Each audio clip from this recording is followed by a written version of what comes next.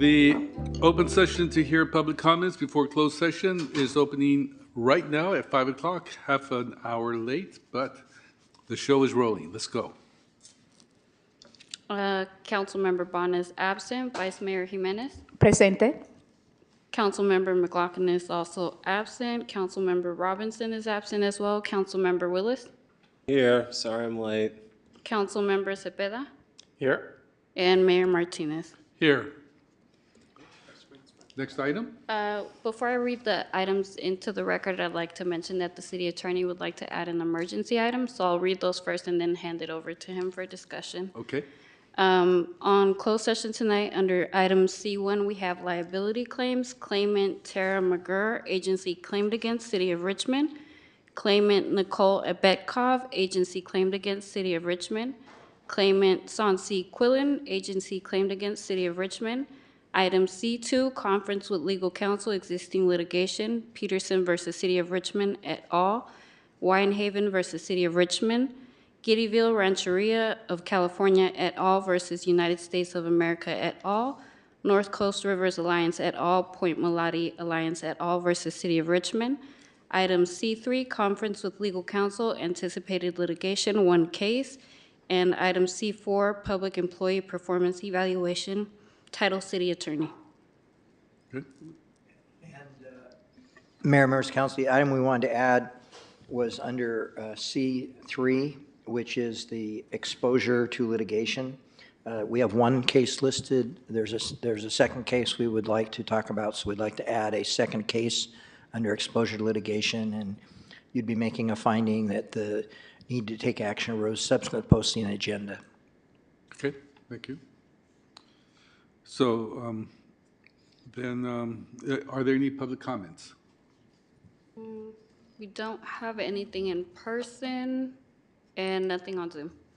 All right, in that case, we will adjourn to closed session. Do we have to You vote? You have to, Vote. you have I to move- take a vote on adding the item. I move, I I'm move sorry. the, All right. I move the item. Second. Okay, Councilmember Bond is absent. Vice Mayor Jimenez. Yes. Councilmember McLaughlin is also absent, as well as Councilmember Robinson. Councilmember Willis. Yes. Councilmember Cepeda. Yes. And Mayor Martinez. Yes. And the I motion assume the passes. absences are excused absences. We know there's illness has come to the council members, and I think Doria's was scheduled. So the excused absence. Okay, Okay. so then we will now adjourn. Thank you.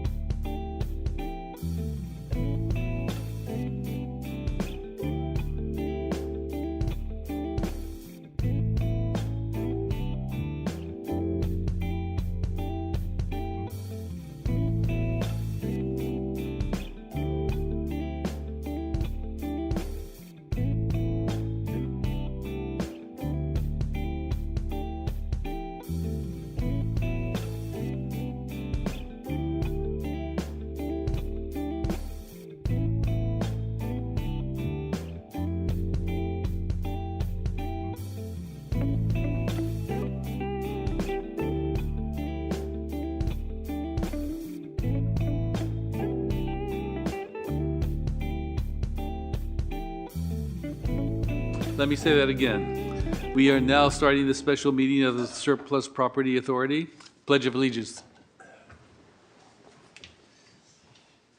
Pledge allegiance to the flag of the United States of America and to the republic for which it stands, one nation, under God, indivisible, with liberty and justice for all.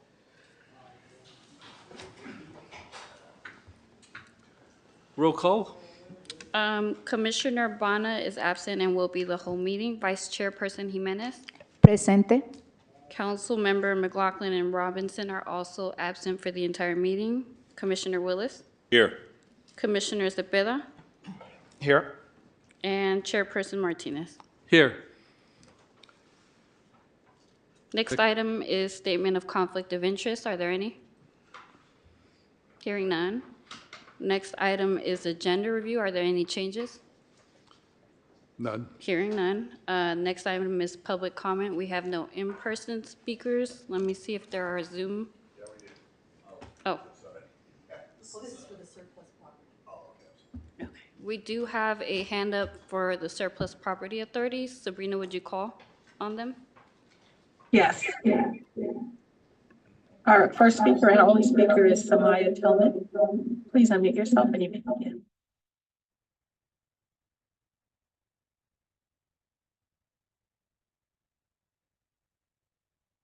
Please unmute yourself.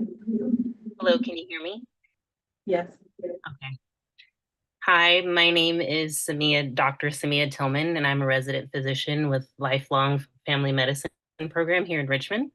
I'm also a proud member of SEIU-CIR, the largest union to represent resident physicians in the state. I'm here today to ask for support with the council for our first contract. We unionized partly because we were tired of unsafe work conditions we experienced and of the way it impacts our patients. As doctors, we tell patients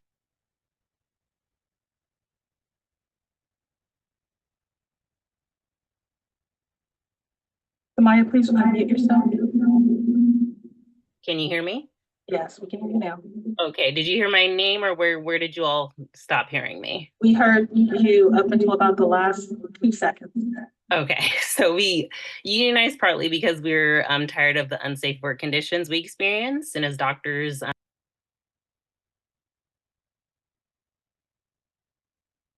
Property Authority.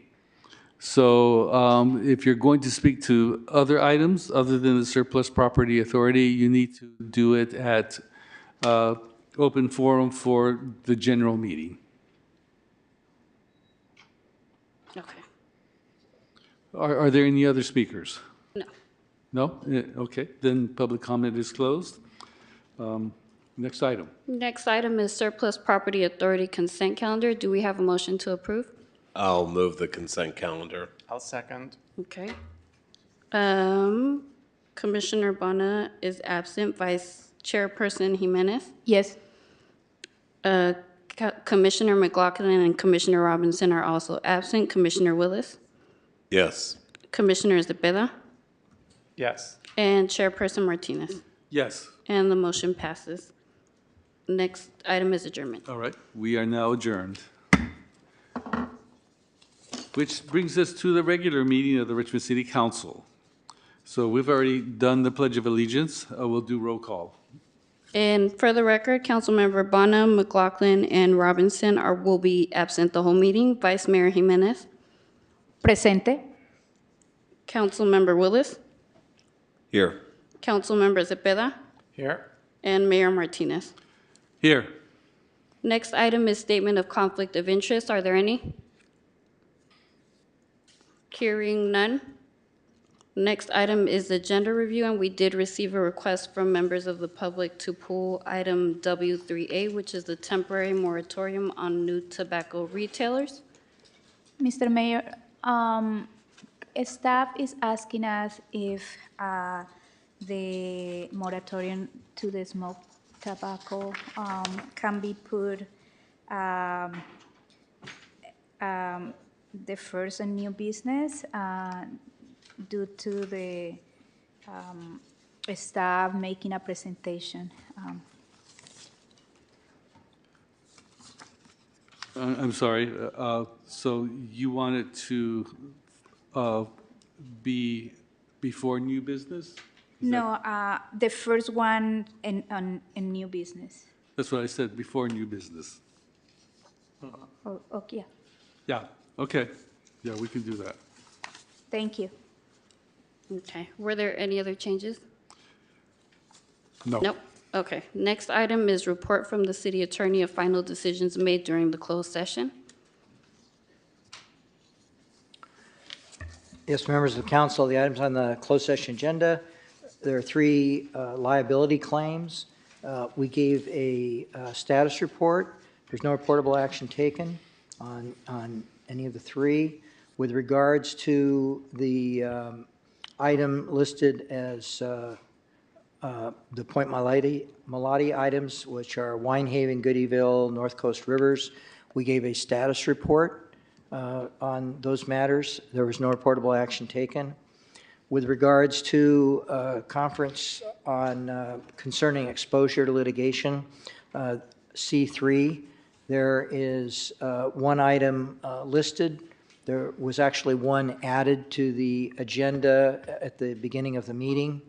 Those two items were discussed. There was no reportable action taken as a result of that discussion. The item listed C4, which is review of the city attorney, that was not discussed. Next item? Next item is report from the city manager, and under the city manager's report, there's the new employee report. Thank you, Jeswara. KCRT, can you please show the PowerPoint? Good evening, Mayor Martinez and members of the City Council. Next slide. I'm pleased to report several exciting events that happened this week in our community and that are forthcoming. Next slide. Last week, I held an all-hands meeting with, and all members of city staff were invited to attend. It was also recorded via Zoom. The PowerPoint has been posted, so if members of the public would like to view it, the event was well attended, and the desired outcome was to make sure that city staff is apprised of the council's goals and priorities. They're aware of the development that is in the pipeline and that's been approved, to provide staff with updated information on how they can receive training to support their ongoing and professional development with the city of Richmond, with our goal to continue to hire and retain and promote staff internally, and to continue to make Richmond an employer of choice. We also reviewed the mid-year budget, and we heard from public safety on how their operations are doing.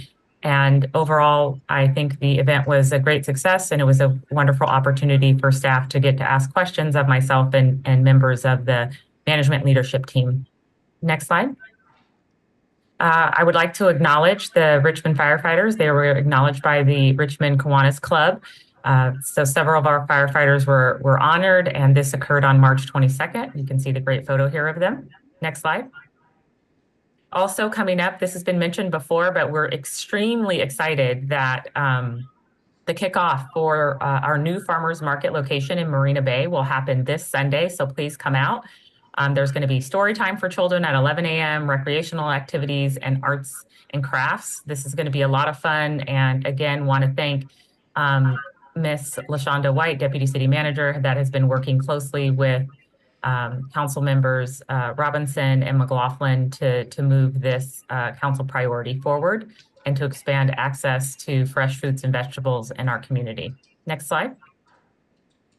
Another opportunity for Richmond homeowners is to continue to upgrade your residence with Marin Clean Energy. Richmond was the first city outside of Marin County that participated and joined MCE, and we've had a wonderful partnership with them for nearly a decade now to upgrade single-family homes and incentives for renters to assist with lowering your energy bills. So if you have questions, please call 888-632-3674.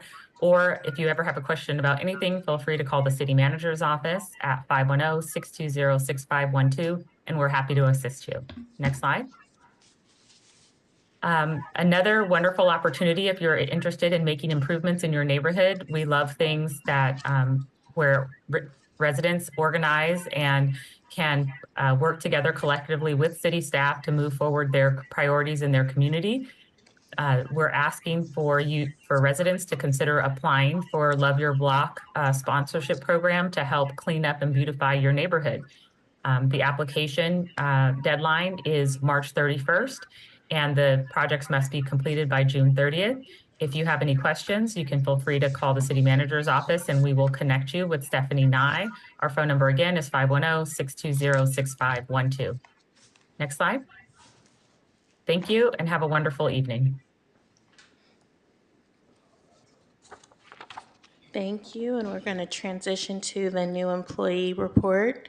KCRT, can you please bring up the slideshow? Thank you, Sharon. More positive news on great hiring. Thank you. Good evening, Mayor and City Council members. Sharon Taylor, Human Resources Director. I would like to share with you today our March hires and promotions. Next slide, please. Jennifer Dang, Administrative Assistant, Water Resource Recovery. Kanye Miller, Jailer in the Police Department. Leah Eric, Payroll Coordinator, Finance. Abdul Black, Administrative Student Intern, City Manager's Office. Pedro Barragon, Maintenance A2 and Public Works. Eduardo Zacarias Hernandez, Maintenance A2 and Public Works. Nisha Moore, Communications Dispatcher 1 in the Police Department. Brandon Great, Police Officer Trainee. Estevan Torrado Rodriguez, Lifeguard and Community Services Recreation. Allison Tong, Lifeguard, Community Services Recreation. Adam Chaffee, Administrative Student Intern, Community Services Recreation. Stephanie Munoz, Police Officer Trainee in the Police Department. Adam Gonzalez, Police Officer Trainee. Aiden Rodriguez, Maintenance A2, Public Works. And we have a promotion we would like to share with you today. Angelica Hawe, Administrative Services Coordinator in the Community Services Department, Recreation. Thank you very much. Thank you. So reports of officers. Melvin? Councilmember Willis. Thank you, Mr. Mayor. I just wanted to announce an upcoming event that's going to be at 1503 McDonald Avenue, Cobiz, on Sunday, April 14th from 2 p.m. to 5 p.m. Bay Area Girls Club is hosting an event called Men Who Cook that I signed up for this year. Last year, they ended up doing it. It was a bunch of local chefs and community members from Richmond who actually gathered in the Memorial Auditorium to just do like a taste test sampling, just to get to know some of the local culinary artists that may not have a brick and mortar, but may have something surprising and something tasty. And that event, again, is going to be happening on April 14th this year at Cobiz, 1503 McDonald Avenue from 2 to 5. Tickets in advance are actually $30 and at the door $40. So if you want to come and support the Bay Area Girls Club and get to know some of the local culinary amateurs or even culinary professionals, I don't know who's going to be attending, I just signed up for myself, then go ahead and stop by, and it should be a good community event. Councilmember Cepeda. Thank you, Mr. Mayor. A couple of things. We had the Shimada Sayonara event happening last week on Wednesday. It was a great event. Mayor, thank you for joining us there for the committee. It was a really wonderful day, even though it was raining. The individuals that were visiting from Shimada, I believe, had a really great time. They share their stories and what they've learned, and they really love Richmond and visiting our state. Also, we raised the trans flag for Trans Day Visibility Day, which was on Sunday, so we had that raised on Friday. Thank you, Mayor, for helping get that up as well. And as a reminder, we are having our District 2 annual meeting. It's a community meeting where we're going to be working on strategy and goal setting, trying to listen to our constituents there. It's going to be April 6th from 10 to 12 at Bridge Art Space.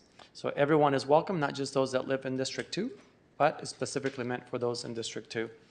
And also, just a clarification here as well, or if I can add, that was the police and fire event that happened last week here at the auditorium, where we honored those that have done above and beyond service to our community. That happened at the auditorium last week. So, thank you. Vice Mayor Jimenez. Yeah, thank you, everybody. I just wanted to invite you an event that ACE is organizing. Is about the carbonization project and something that this council approved. And it's going to be at the Grace Lutheran Church, 2369 Barrett Avenue in Richmond, Thursday, April 4th from 6 to 8 p.m. I also wanted to thank Jean Hanson, the president of the East Richmond Neighborhood Council, for inviting me to have a great discussion with residents in District 6 in the East Richmond about many issues, particularly street safety and street for the future. So thank you for the invitation, and I will be continue open to attend the meetings with the Neighborhood Council. Thank you. Thank you. Next item. Next item is open forum for public comment. Open forum is an opportunity for the public to address the council on items that remain on the consent calendar or items that are not on the agenda. Items W3A have been removed from consent for discussion. Please wait for those items to be called. During open forum, dialogue between the council and the speaker is prohibited. Tonight, we have 4 in-person speakers. Anyone joining us online that wishes to address the council, please raise your hand at this time. We will start with the in-person speakers and then move to the online speakers. When your name is called, please come forward and line up behind the speaker podium. When you are called to address the council, state your name and your city of residence is optional. Please terminate your address to the council when your time expires. Each speaker shall have up to 2 minutes to address the council. The City of Richmond welcomes your comments and requests that you present your remarks in a respectful and appropriate manner within the established 2-minute time limit. The first group of speakers are Don Gosney, Mark Wasberg, Rick Perez, and Patricia Perez. Don Gosney, you will have 2 minutes to speak. You can go ahead and start. Thank you. I want everyone here in this room and everyone at home in TV land to take a long whiff of the beautiful smell wafting through the room. Do you smell it? I smell opportunity, life-changing opportunity. Let me tell you about a program that has Richmond written all over it. The Plumbers and Steam Fitters Local 342 is offering career opportunities in the highly lucrative and rewarding plumbing and pipe fitting industry. We're offering sign-ups to get into the best building trades apprenticeship in the country. And all you have to do is go online, fill out the form, and take a simple test. We're not going to test you on your ability to put pipes together. We're going to teach you everything you need to know about that.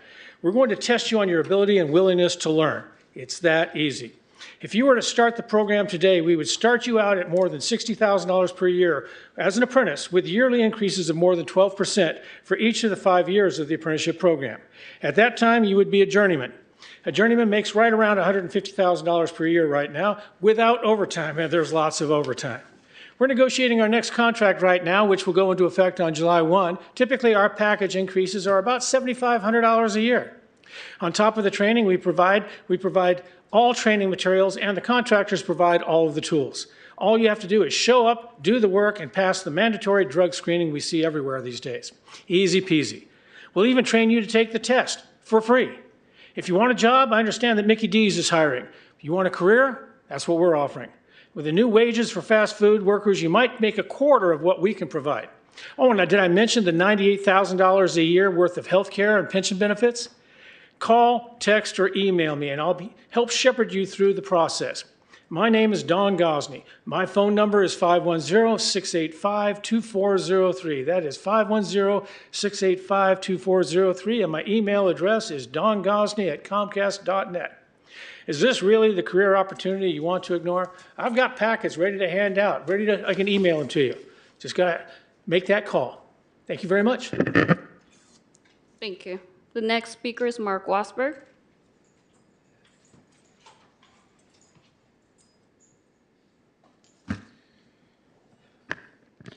Joe Biden claims that he's a Catholic man.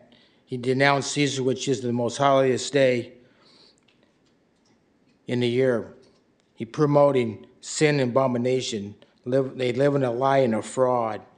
The Catholic Church denounced him before taking communion because he was supporting homosexuals, lesbians, and transgenders. This is why the church stopped him from taking communion. Joe Biden sniffing babies and ladies, having a little boy sit on his lap so he could get an erection. This is a sexual pervert. This is your president is doing. By the way, when is that Trans Day going to be, Caesar? This Friday?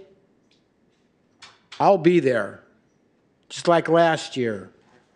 This is the most filthiest thing these transgenders are living a lie and a fraud. You can't change your fingerprints. You can't change your DNA. You people got to be sick supporting this garbage. Just shows how filthy you people are. Don't you realize these transgenders are a fraud? But you just keep supporting this garbage. It's just amazing. Hear your own president go around and say, a sexual pervert. He runs after women. His wife has to pull him away from other women. Just sad, you know that? And hopefully Trump will become president. If he does, he's going to go out for revenge. And it's going to get real bad. But like I say, you're out there promoting all this garbage. You like to see little babies getting raped, huh? You like to see, you go around telling children that you don't have a penis, you have a vagina, telling little boys this? That's what you homosexuals and lesbians do. Your time has expired. The next speaker is Rick Perez.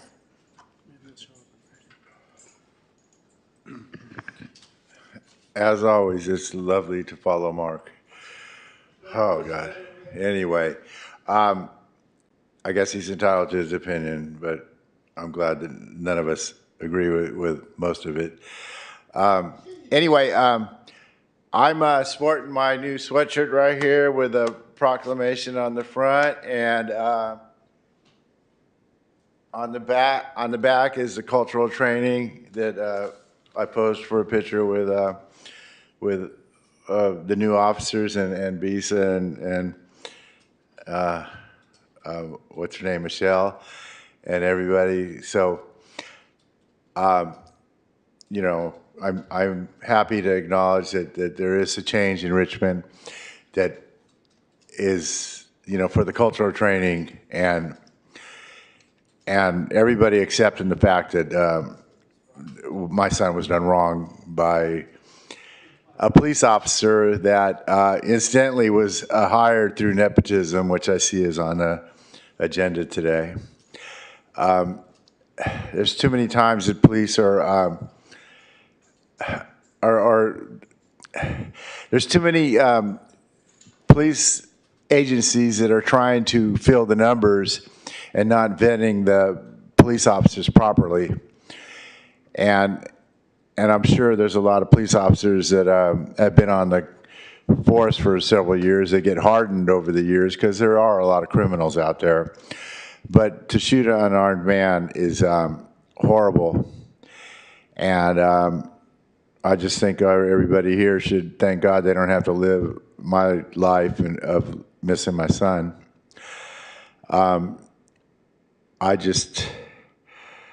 It's horrible. Like I see Melvin, the same age as my son. He's a city councilman. So thank you guys for listening to me. Thank you. The next speaker is Patricia Perez.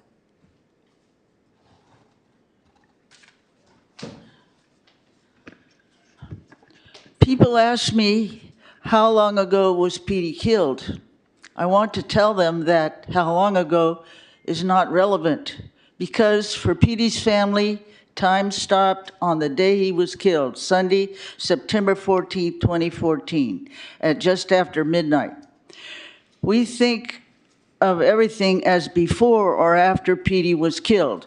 People who this horror has not happened to cannot imagine what it is like to have your beloved family member killed by the police, and even more horrible, owing to the fact that the killer cop knew good and well that Petey did not have any weapon because the killer cop had searched Petey a few minutes before he deliberately shot Petey 3 times in his chest. People believe that we should be able to get over it and stop talking about it because they're tired of hearing about it.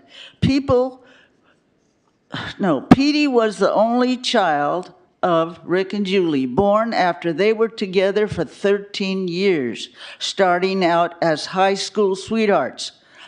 Julie needed corrective surgery in order to conceive. Petey was their miracle baby, who Rick and Julie got to enjoy just for 24 years. Petey was just getting to his good life ahead when his life was cut off. There will never be grandkids for Rick and Julie. People, even other families, cannot relate to it. They don't want to even think about it because they just want to live their happy lives. Thank you. Thank you. And that was the last in-person speaker. Sabrina, can you call the Zoom speakers?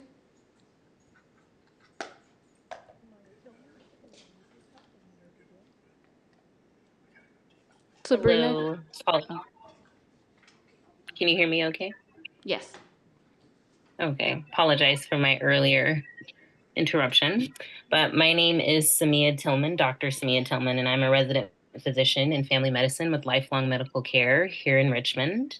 I'm also a proud member of SEIU CIR, the largest union representing resident physicians in the state. I'm here today to ask for support from the council for our first contract. We unionized partly because we were tired of unsafe work conditions we experience and of the way it impacts our patients. As doctors, we tell patients that driving without adequate sleep is equivalent to drinking under the influence, yet we're expected to do this on a regular basis.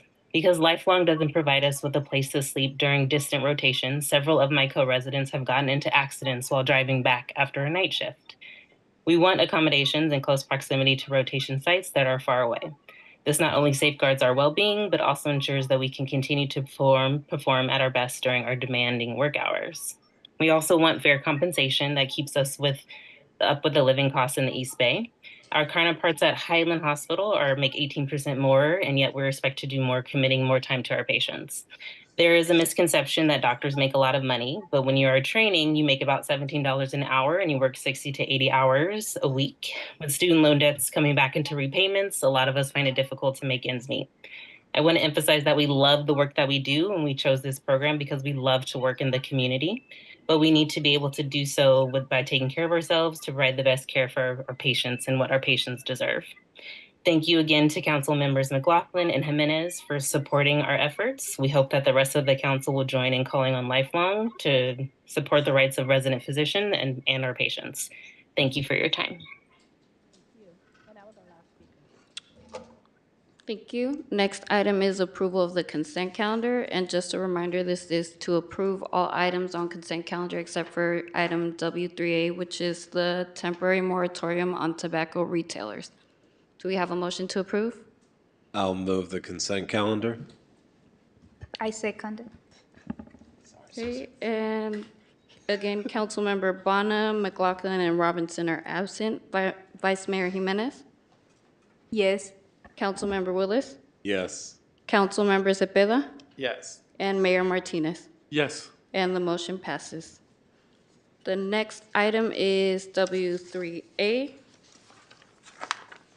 Just a second, which is to adopt an urgency ordinance placing a temporary 45-day moratorium on the issuance of any new permit, license, or other entitlement for any new tobacco retailer in the city of Richmond. Who will be framing this? I will, or, I guess I can. okay, go ahead. So thank you to the mayor's office and Vice Mayor Jimenez for also co-sponsoring on this item. I know for To back up a little bit, I do remember that some of the mayor's office staff did reach out to me about the issue and complaints that were coming in about smoke shops, the oversaturating, and wanting to look into it and our policies to seeing like what we can do to actually address the issue. And I sat back and was like, okay, so we're looking into this. Let's wait till we get a policy in front of us so we can actually talk about it. Since that time, though, which wasn't even a month ago, more and more complaints started coming in from citizens, from personal friends, social media, and even our staff has started to do more administrative work to like look directly into some of the correlations on what is going on with these smoke shops, what has been going on for a lot of them to have storefronts, and what are things that we need to do to look in.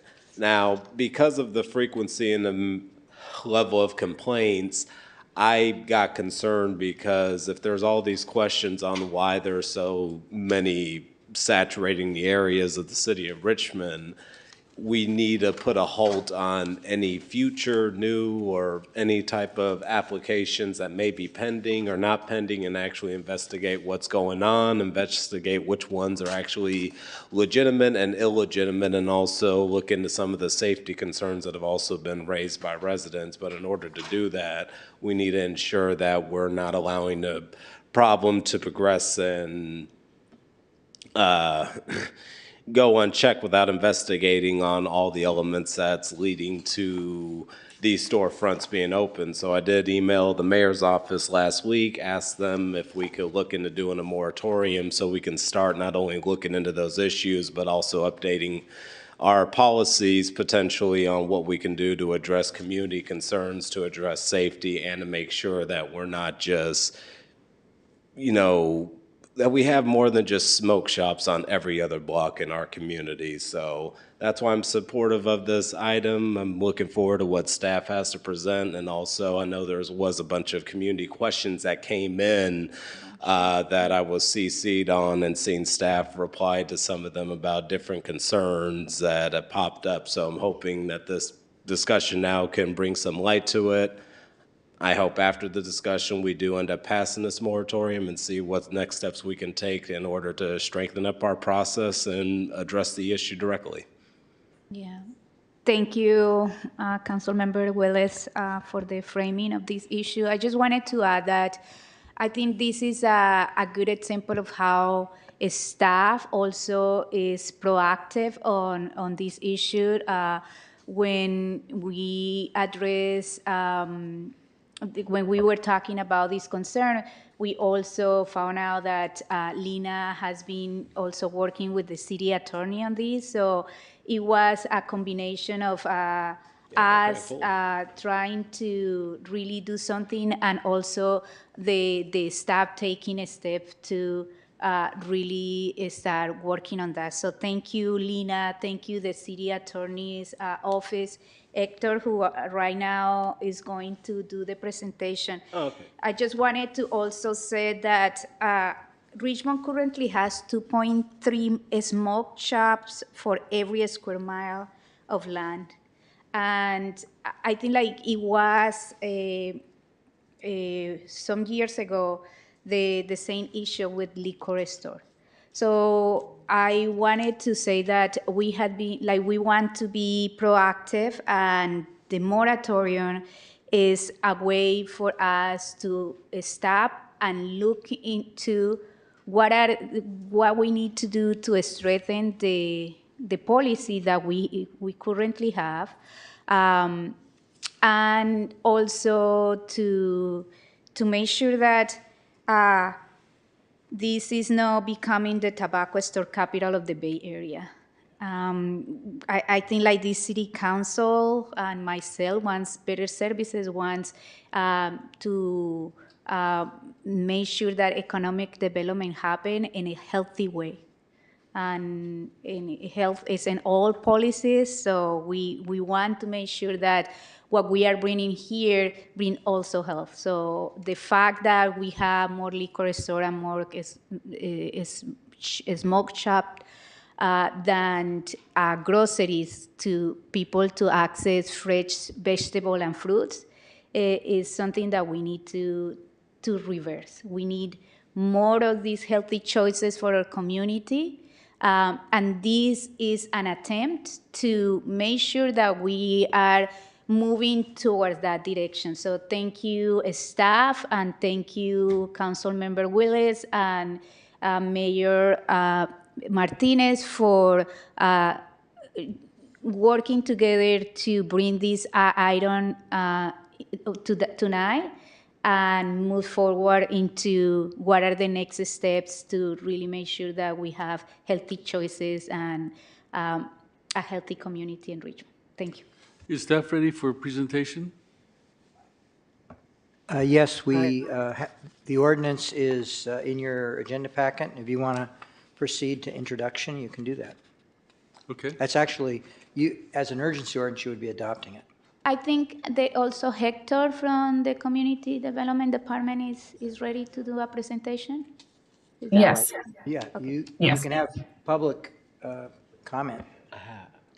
A presentation from staff and then public comment. Yes. I did have a question, if I may. Can that wait till after public comment? It is related to him saying urgency ordinance and the fact that we Okay, have. go ahead. Can we adopt, doesn't an urgency ordinance usually need a supermajority to adopt? You need, yeah. Can we adopt, we wouldn't be able to adopt an urgency ordinance today With only because we 4. don't have 5 of us here, right? Yep. Oh, so if whatever we do today basically would be a regular ordinance at that point? Well, the thing is, if it's a regular ordinance, you need a first and second reading. So to do it as an urgency ordinance, you need a 4/5 vote of the council. And that's of all 7 of us, not just the one sitting here. No, you would need, you need 5. Can we, so for today, because we have this item here, can we have the staff presenting it and then bring it back next city council so we can have the majority for that vote? Or how will you like? Yes, you can do that. Yeah, okay. So if we can have suggestion that, about that, too. yeah, thank you. Yeah, so we will do staff presentation, public comment. Public comment will be closed, and when we bring it back at the next session, we will bring it back for voting. Right. Okay. After public comment. Right, you don't have a meeting next week, so. 2 weeks. So there's no presentation? Yes, there is a presentation. So can Hector do the presentation? Is Hector prepared to? I mean, Yes, he is. Okay. Yes. And so Mayor and Vice Mayor, this is Shasta. If Hector can go ahead and run through the presentation rather briefly with Eva, and then on the 16th, we'll come back again with the item, but this will give the council that's present an opportunity and the community to hear more about the great work happening in community development. Yes. Thank you. May I go forward? Yes, thank you, Hector. Okay, great. Thank you, City Manager Shasta Curl. Good evening, Mayor and City Council members. My name is Hector Rojas, and I'm the Planning Manager for the Community Development Department. I'm also joined tonight by Eva Mann, who manages our Code Enforcement Division and will be helping me address any questions that come up tonight. By way of background, our municipal code currently requires a retailer license for any business that wants to sell tobacco products and/or tobacco paraphernalia in the city. It's important to point out that the current code does not require Planning Commission approval of a conditional use permit or a public hearing prior to issuance of a tobacco retail license. The current code does include several restrictions, however, and one of those is a key restriction about tobacco retailers having to be located at least 500 feet away from other tobacco retailers and at least 1,000 feet away from schools and playgrounds, parks, and libraries. Some other key restrictions in the current code include prohibiting the sale of flavored tobacco products and electronic cigarettes. Tobacco self-service displays and vending machines are also prohibited by the current code. The current code also requires tobacco retailers to renew their licenses annually, and all licenses are subject to suspension or revocation. The tobacco rules in the current code are enforced by EVA staff in the Code Enforcement Division. Our data indicates that we currently have a total of 78 licensed tobacco retailers throughout the city. The proposed moratorium that's before you tonight was initiated to address recent complaints about the proliferation of tobacco retailers. The moratorium would prohibit issuance of any new tobacco retailer license for the next 45 unless the council prior to its expiration. Adoption of the moratorium does require 4/5 majority vote of the city council. If adopted, the moratorium would be effective immediately. I should emphasize that the moratorium would only apply to new tobacco retailers. Existing tobacco retailers with an active license would be allowed to renew their licenses, but would still be subject to license suspension or revocation if they demonstrate failure to comply with existing tobacco retailer regulations. If and when council adopts the moratorium, the Community Development Department would take several steps during the next 45 days. This includes evaluating whether to regulate vaping pens and products as they're growing in popularity among our youth and are not addressed by the current code. The Community Development Department would also look at whether to increase penalties for code violators, review licensing fees, and consider establishing a conditional use permit and public hearing process for future tobacco retailers. Having a CUP process would provide residents, neighborhood councils, merchant associations, and other stakeholders with an opportunity to review each potential license location and voice any of their concerns to the Planning Commission at a noticed public hearing. Each CUP approval would of course be subject to City Council appeal. Prior to the expiration of the 45-day moratorium, the Community Development Department would return to the City Council and request an extension of the moratorium for an additional 10 months and 15 days. The extension would allow the department to conduct community outreach on any proposed changes to the tobacco retail license ordinance before they're recommended back to the City Council for adoption and implementation. With that said, staff's recommendation for this item is to adopt and are of course available to and happy to answer any questions you have. Thank you. Thank you. Right now, I want to turn it over to public comment. After that, we will ask questions. Okay, we don't have any in-person speakers. I do see some speakers on Zoom. Sabrina, can you go ahead and call the speakers? Not working. Okay, Lisa Johnson, you'll have 2 minutes to speak. You can go ahead and start. Hi, good evening, Mayor, council members, and staff. I think there's several issues that this item has brought up, and I hope that there will be a frank discussion with the public about the issues of staffing within the regulatory unit and code enforcement within the city for over 4 years. Many of you were included on emails with staff in which it was made abundantly clear that RPD was down to only 1 FTE in the regulatory unit in 2020. It was transferred to code enforcement in 2021. And at that point, nobody was hired into the unit when it went to code enforcement. In fact, code enforcement at that point has lost more employees than before they received and hired a new employee in 2023. When there's no enforcement of the rules, it's creating chaos in the city and a crisis for protecting the public and our youth. And I think the council needs to get some of their priorities straight on what they're funding and where the FTEs are being staffed. Because this is not, the community has expressed their concerns. And the reason this is on the agenda tonight is because members of the public, including the 23rd Street merchants and other members, met with city staff and RPD on more than one occasion expressed their concerns, including following a homicide in front of one of the smoke shops and another shooting, which thankfully didn't result in another homicide in front of the same smoke shop. And they implored for the city's help. And it goes beyond just tobacco. This goes to alcohol and cannabis. So please listen to the public and help your staff. Thank you. Thank you. And the next speaker is Anna Wooding. Please unmute yourself and you may begin. Right, good evening, council and staff. My name is Amaya Wooding, and I'm with the Contra Costa Tobacco Prevention Coalition. This urgency ordinance is an important acknowledgement that the proliferation of tobacco retailers is indeed a problem. There are policy options used by other cities that you might consider moving forward. One option is to limit the number of licenses that can be issued.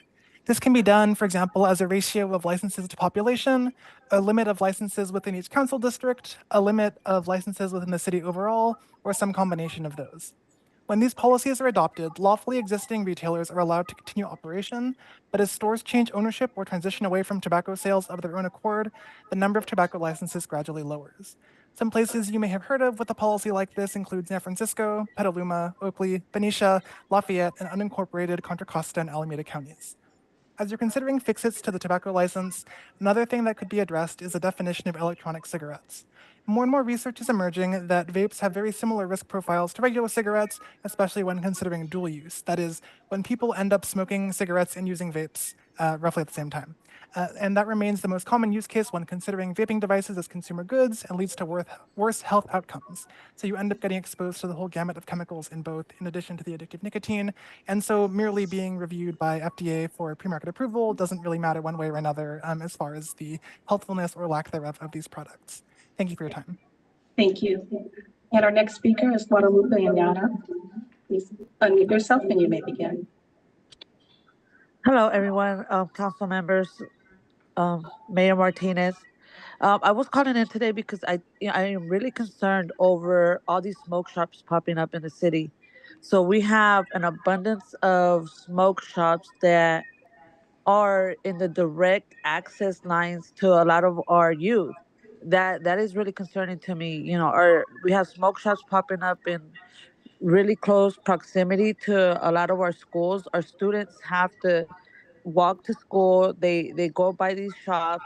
They have easier access to things. There's been an overwhelming number of cases of our students, even at the elementary school age level, vaping. This is becoming a pandemic in some sort where we have to really get a hold of making sure there's oversight, that our children are not getting these things as accessible. I know that everything, we say we don't permit, flavored, and we don't permit this. I think, the oversight is really important because this is being, really accessible to our youth. And the long-term effects of vaping hasn't even been, I don't think it's a long case where it's been around enough to know what the long-term effects are going to be. But this is something that's really concerning to me. Like I said, is affecting a lot of our youth, is affecting a lot of our youth in our schools. So I think, doing something as a council to stop the expansion of smoke shops and, really making sure that there's an oversight and that we are following up, more than anything, following up to make sure that our youth and our residents in Richmond are safe. Thank you. Thank you. Our next speaker is Mara Lopez. Please unmute yourself and you may begin. Hi, good evening, Mayor Martinez, Vice Mayor Jimenez, Councilmember Willis, and Councilmember Cepeda. My name is Mayra Lopez. I'm the Tobacco Prevention Program Manager with Contra Costa Health Services Tobacco Prevention Program. Thank you for your consideration tonight on the moratorium of new tobacco retailers. Back in 2019, during the height of the Juul epidemic, I actually worked with Richmond City staff on the development of stronger tobacco prevention measures, such as those related to restricting vaping products and flavored tobacco. At that time, City of Richmond was among the first to adopt stronger tobacco regulations and was a leader in pioneering efforts that have now led to basically hundreds of local jurisdictions adopting similar restrictions, and now a state law on mostly all flavored tobacco products being prohibited from being sold at tobacco storefronts. And just wanted to mention that communities can decrease the availability of commercial tobacco by limiting the total number of tobacco retailers in a community through establishing a ratio of 1 retailer per 2,500 residents, which would mean that for Richmond, that would, with an estimated population of about 112,000 residents, would be 46 retailers. My understanding is that currently there are about 70 retailers that have active state licenses in the city of Richmond. So the number of operating local retailers could be higher. So setting a cap on the number of existing licensed retailers based on population can be one way to approach and gradually decrease the numbers based on a non-renewal of licenses. Reduction through attrition, Contra Costa, Oakley, Lafayette are among some of the cities that have adopted and established density caps. We are readily available to support code enforcement and city staff with developing or updating any of the tobacco regulations. I'm happy to answer any questions as well. Thanks. Thank you. And that was our last speaker. Thank you. I'd like to make a couple of points before I turn it over to the other council members. The 2.3 square miles or the 2.3 shops per every square mile was made using 70 as the calculator, but there were reported 78. And we also need to consider that the square miles that we're counting are also parklands where nothing exists, water that's under the jurisdiction of the city. So if we only counted areas where there are streets and people and businesses, the density would be even more so. We also need to consider the fact that many of the grocery stores also sell tobacco. Many of the gas stations sell tobacco. So we're being undulated with tobacco shops as well as tobacco outlets that aren't actually only selling tobacco. One of the issues, I believe, is the fact that many of these tobacco shops sell more than tobacco. They sell paraphernalia, which is associated with tobacco, but a lot of the paraphernalia is associated to other habits. So we really need to consider which of these tobacco shops are strictly tobacco and which of them are expanding the term of tobacco to include other things which should be regulated under the cannabis rules. Because if any of them are selling cannabis, they should be paying for a cannabis license, which is not available since we have a moratorium on dispensaries. So anyone else? Councilmember Cepeda.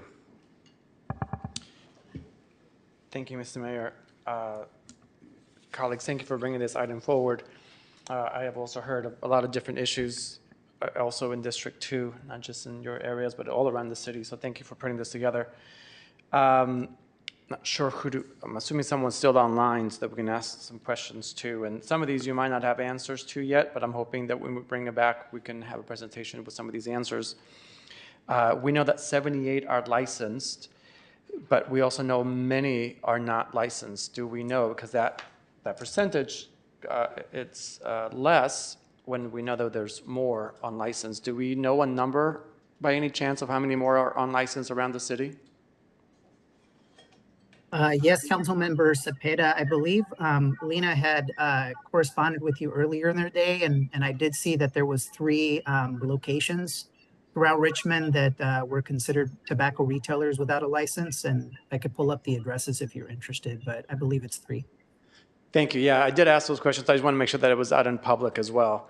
So thank you for that. And do we know of those that are licensed or not licensed, are any of them meeting Richmond's ordinances? I'm looking at our ordinance 7.106.060 and also 050 that says that tobacco establishment should not be within 1,000 feet of a youth-populated area. And I know there's one new tobacco retailer that opened up at Hilltop not too long ago that is maybe 50 feet away from a park. So I think that there's still room in there for what is licensed, what should not be licensed. I'm not sure if they have a license or not. They're also right next door to one of the dispensaries. So I think we have to take a look at the number because I think it might be greater than we think. And now that we know that we have at least 3 from that email, that we know that we have at least 3 that are not licensed, are you able to tell us, and I have the answer already, but I wanted to put it out here. Are you able to tell us what are we going to do with those, at least those 3? And what would be the steps to get us there? Eva, I would defer that one to you. Yes, city council members and Mayor Eva Mann, Code Enforcement Manager. We have begun the process of getting those properties scheduled for inspections. Once the inspections occur, we will issue notification, which is prescribed in the ordinance, and bring the business owners as well as the property owners into compliance by putting them on notice that the business will have to shut down because they do not have a retail license. So Eva, I just want to clarify. So we're going to go in and review them. And once we see tobacco being sold, then we're going to give them a notice that they have to shut down. And how much is that time frame for them to shut down?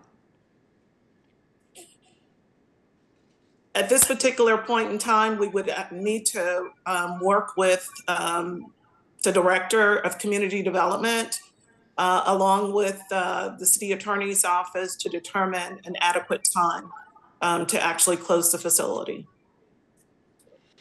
Thank you. And Eva, what do you need to help you be successful in this endeavor? I know that we're asking, and you have a lot on your plate already, and we're asking for more because there's always more stuff that's coming in the city. What can we do to make sure that you can help us help our community stay compliant, but also keeping tobacco away from kids and others in our community? I think the first step is to have the moratorium, which would put us on a good footing to make some of the, take a look at some of the suggestions, make some of the changes that are recommended in the presentation, and also address some of the concerns or many of the concerns that have been brought to us by the public. So I think we're moving in a good direction. And then once we're able to assess the work that we have in front of us, including those retailers that are operating without a license, it will give us an understanding of the data and a review. Will give us an opportunity to review that data and then put in place the necessary plan to move forward. And I believe that that was also included in the presentation of expanding the moratorium so that we can further make the changes to the ordinance and then also work with our partners with the county tobacco prevention program to strengthen our RMC so that we can move forward and provide the type of services that the community demands and deserves. Thank you. And per our RMC, it does say that it's Richmond Police Department that should be the ones that give these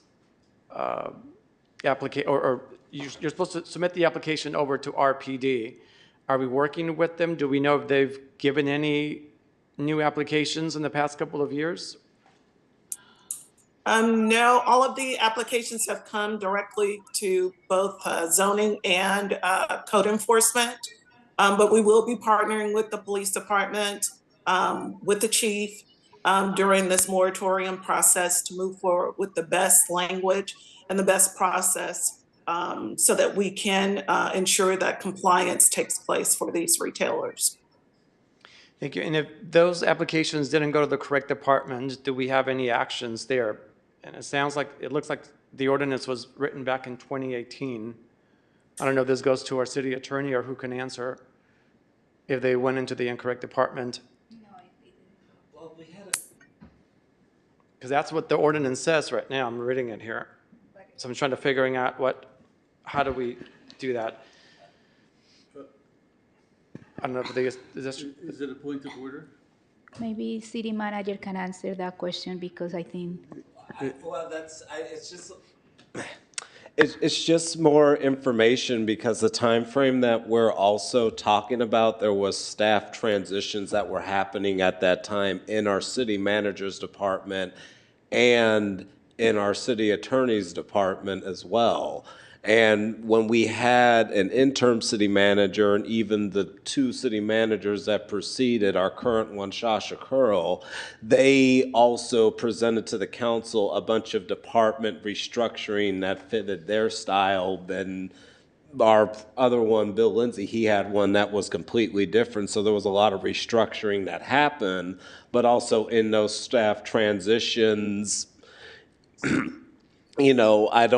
I don't know what that ball passing looked from one administration to another, but we literally are still I think in our 2.5 years with our current city manager. And even when we had Carlos and Laura at that time, I could even remember Vice Mayor Jimenez even pushing on them on the fact that we need to fill vacancies, but also because it was in the beginning of the pandemic, the council made a bunch of decisions to do vacancy freezes so we could save some money and not end up in a deficit at the same time too. So I think there's just a lot that happened in that time period, and we're still working on finding our footing. So all that's to say is that I don't know all the specifics on necessarily what happened to the regulatory unit, but I do know that we've had administrations that came in and restructured our organization to fit their needs, and they weren't here for the long term. So what I am hearing, this unit was moved from the RPD to the co-enforcement, but it hasn't been outdated in the RMC. So what we are finding now is that they have some important work that it needs to be done to outdate the RMC, because what happened is that then these activities had moved because they were restructuring, they moved from one to another.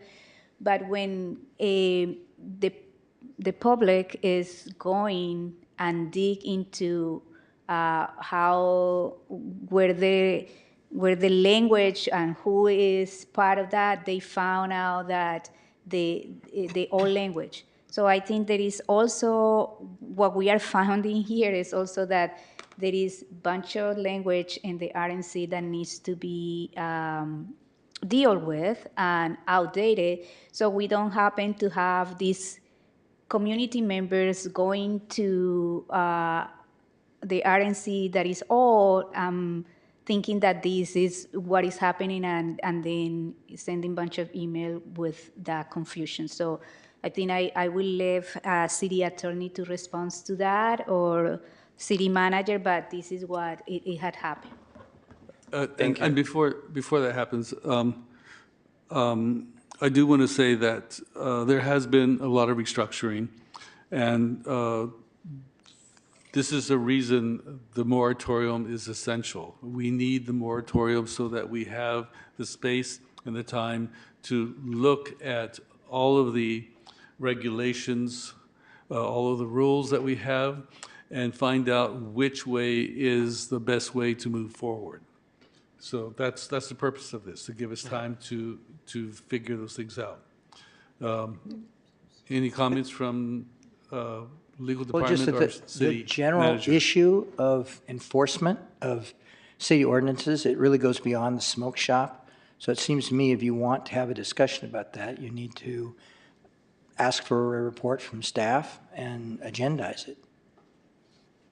If I may, Dave, and through the mayor, this is Shasta Curl, Richmond City Manager. Yes, So what please. we've been doing, we've identified and submitted several requests for legal opinions where there are sections of the Richmond Municipal Code that are no longer applicable or appropriate to be housed within the police department. And so we will be working collectively to make those adjustments, and we'll be bringing them forth to City Council for consideration. Thank you, Shasta. Yeah, I think it's great time to be able to update it. As if we move it in there as we're having this conversation, let's make sure we clean it all up there. So thank you for that, all of you, for your comments there. Yes, and before you go on, I do want to say that the regulating is not just smoke shops, but it's tobacco, which means mom and pop stores, gas stations. So it's not just smoke shops. Yeah, yeah. And then the other thing is we're also going out there and talking to these retailers, specifically the smoke shop retailers. I believe we also have an ordinance, and I can't find it right now, but there's an ordinance also on LED lights, and many of them are lit up like a Christmas tree. Excuse me, this is about smoke shops? Yeah, it's the smoke shops, that they're also violating different sections of our RMC. Okay. So it's one of them is the applications, but also just the way that they are presenting themselves. So the Richmond Municipal Code also has a restriction on LED lights. Right, and I think that's a separate topic.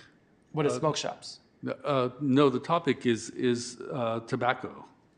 Tobacco in the smoke shop. So the tobacco shops in there, as we're looking to do it. Okay. So I'm just saying, as we're going door knocking and saying, let's bring them up to code, let's look at all of the codes, not just one. Otherwise, we have to come back again in a couple of months and go Right. back at it again. So if we're But doing ones. if we're looking at lights, we should look at all lights, not just tobacco shop lights. Yes. So Ultimately, yes, but since we're doing this one, you're already door knocking in one business, you might as well look and making sure they're compliant 100% to all of our codes. Otherwise, we're going back and back and back each time. So all I'm saying is, if you're already knocking on the door, making sure they're compliant. So those are my questions for now. Thank you. Thank you. Anyone else? Yes. I just wanted to say, to finish my comment, that I wanted to say thank you to the City Council and to Council Member Willis and Mayor Eduardo for listening to the community. Like the way that we also work is that we listen to complaints of the community and make sure that we are answering by actions, and this is one of the examples of that. The other thing is for me, the question is about what we vision for Richmond and in an economic development. And it seems to me that if we want a healthy Richmond, smoke shops are not the answer, and that we need to really make sure that what we are making, what we are allowing and helping to get easy ways of being here is healthy choices, like access to healthy and fresh fruit and vegetable, access to kind of like more like physical activities, access to these kind of business that are promoting a healthy Richmond for all. So I just wanted to thank both of you and thank Council Member Cepeda for the support, because the conversation here it started with tobacco and a moratorium, but it needs to be bigger than that, and it needs to be about what we really want in Richmond to kind of like promote and be part of the economic development. So we need a better plan for economic development that really make us to go for the healthy choices and not to kind of like push the bad choices because the plan or is not yet there for us to go after the things that we want. So thank you. Yes, we have a health and all policies, so I will close this discussion and we can move on to the next item. Okay, the next item is item X1, which is to discuss and provide direction to the city attorney's office to draft and for staff to implement a city policy preventing city council members from appointing family members to Richmond boards, commissions, committees, and task forces. Thank you, Mr. Mayor and Council. This came up to us, we had various council members bring up the question of nepotism and the possibility of, in the many commissions you have, that there would be relatives that are appointed to commissions, and are there ordinances in other cities where that is, where there are limitations on that type of action. And so we looked around and we found a number of things dealing with nepotism. And before going forward and putting together an ordinance, the purpose of the staff report was to tell you about the different issues that can be dealt with on nepotism. Nepotism is basically the having relatives, and that's a term, that's one of the first things we have to do is define what kind of relatives we might be talking about, because ordinances vary in different cities in terms of how far they go. And in general, a starting point is that most nepotism policies deal internally with staff. They don't deal with appointments to commissions. The majority of cities don't try and regulate that. However, we found a few that do.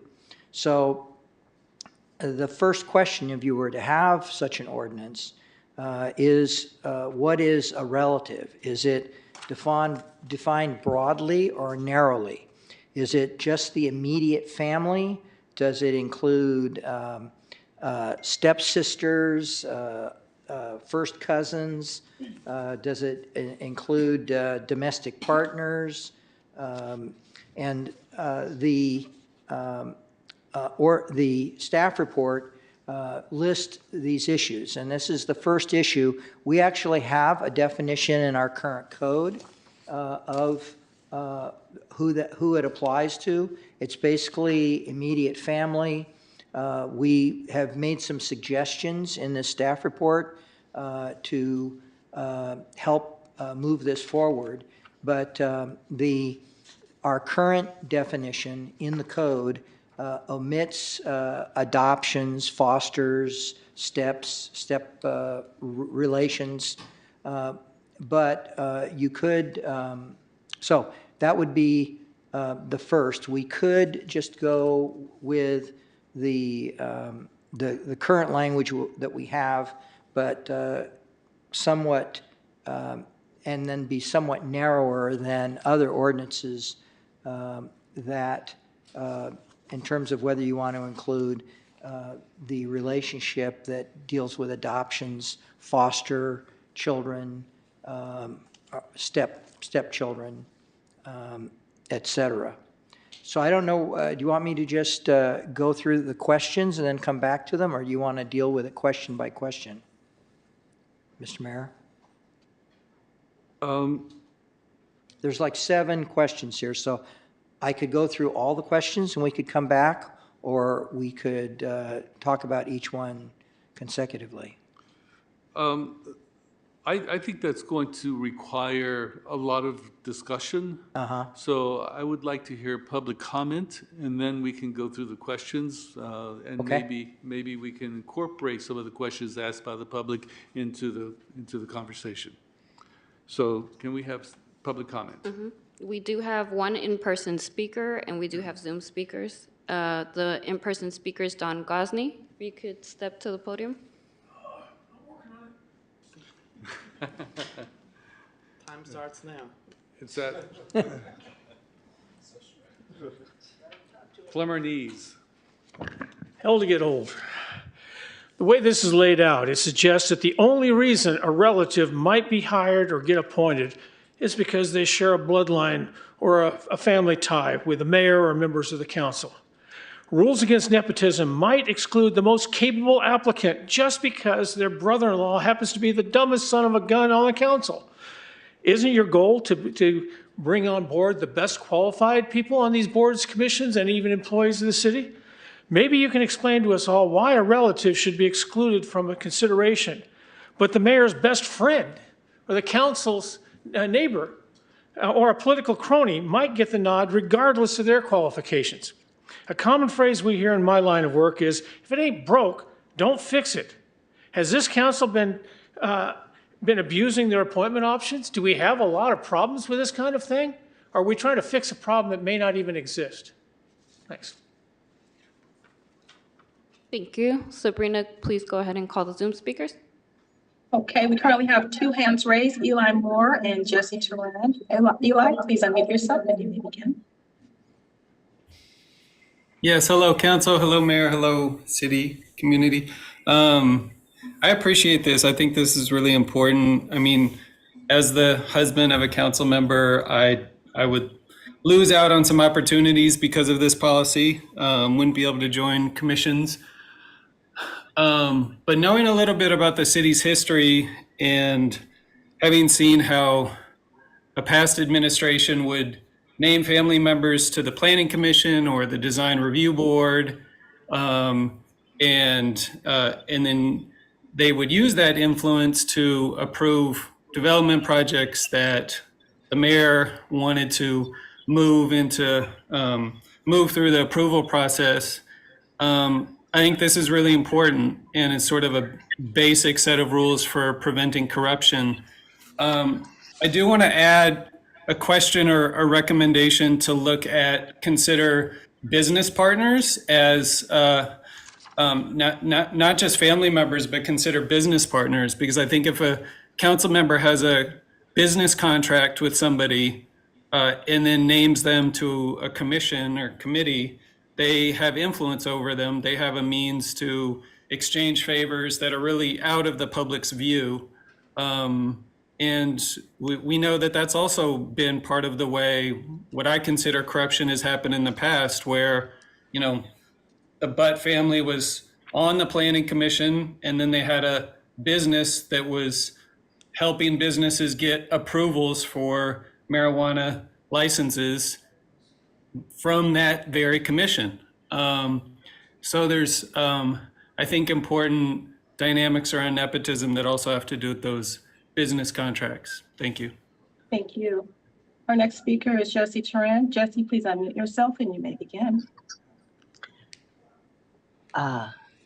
Okay, so it's ironic that Eli Moore was just on this call, because when I was thinking about this topic, I was thinking about how Tom Butt definitely exploited this, the nepotism loophole, and definitely placed his family members on, you know, positions where he was able to monopolize a situation to his personal benefit. And that should absolutely not happen, not be allowed to happen. And Mr. Moore is right that business partners should definitely be excluded from those positions as well. On the other hand, I have to say that Eli Moore would be like extremely qualified to be, you know, like we would be missing out. Like if you were nominated to a position for housing or homelessness or something like that, he's got great qualifications for that. So I sort of see both sides. I see Don Gosney's side, and you know, I see the other side too. I think with Tom Butt, I don't know, that left a really bad taste, I think, in most people's mouths, just that whole situation. And so I think maybe we should have that on the books. And maybe if a council member has a family member who is qualified as a consultant, they should be brought on as a consultant, as opposed to appointed to the board. And just their opinion should be given high consideration. Okay, that's all. Thank you. Thank you. And that was our last speaker. All right, shall we go through the questions? Okay, so The first question was the definition. In looking at this, some other anomalies stuck out. For example, we have term limits on some of our commissions. We have a couple commissions that don't have any terms. The Housing Advisory Commission and the Commission on Aging, there's no term limits to the people appointed there. With regards to our other commissions, most of them have either a 2-year term or a 4-year term. May I make a point here?